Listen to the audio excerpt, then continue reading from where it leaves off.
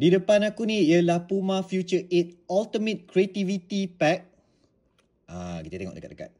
Ini bukan aku punya, ini customer aku punya yang order waktu adik aku pergi kat Japan. And this is the first time aku ambil dapat order kasut Puma. So kasut ni visually memang cantik, memang stunning. Warna orange dia, dan ada biru, dan ada turquoise kan kat belakang ni kan. So kasut ni aku tak sure if kasut ni exclusive signature untuk Neymar. Tapi yang aku tahu kasut ni inspired by Neymar punya creativity play. Neymar kan memang 5 star weak foot 5 star skill kan. So kasut ni inspired by him. Look at the graphic kan.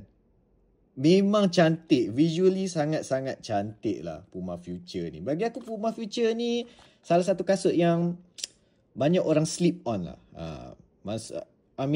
Diorang banyak tengok ke Adidas, Nike kan. Tapi Puma punya design sekarang cantik-cantik. Mengancam jugalah. Tapi jersey Malaysia tu memang boleh dikecam lah. So dekat sini in terms of teknologi dia kan. Aku tahu kat sini ada power tape.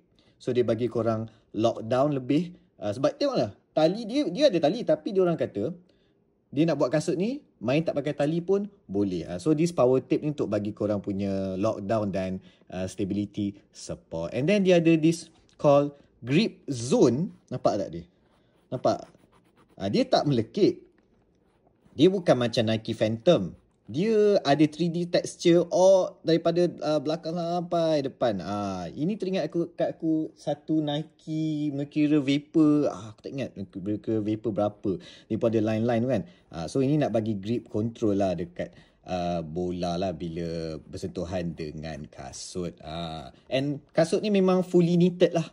Fully knitted nampak ni. Memang fully knitted lah. Memang kasut-kasut sekarang ni banyak yang dah ke arah fully knitted. Dan tapak dia aku nak cerita. Tapak ni ialah tapak AG, Artificial Ground. Bukan tapak firm ground. Tapi tapak special untuk artificial ground. Nampak tu. Tapak dia bukanlah bulat. Dia more tu macam triangle punya studs. Tapi dia punya edges dia smooth tepi-tepi tu. So dia tak adalah agresif and tak adalah sangkut dekat atas rumput artificial ground. Jadi selamat untuk korang nak main pakai ni atas rumput artificial ground yang memang tengah banyak dekat area Klang Valley and satu Malaysia pun growing jugalah dekat luar-luar bandar lah kan. Memang cantik kasut ni. And also dapat dia punya drawstring bag. Dekat sini tulis Forever Faster. Ada lambang Puma kat bawah.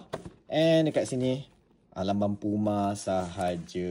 Drawstring bag dia bagi aku biasa je lah. Aku wish dia bagi lebih cantik warna orange ke untuk complement dengan kasut yang inilah. Okay. So aku dah bagi tahu that bulan 4 nanti 11 sampai 22 April selepas raya aku akan pergi ke Japan.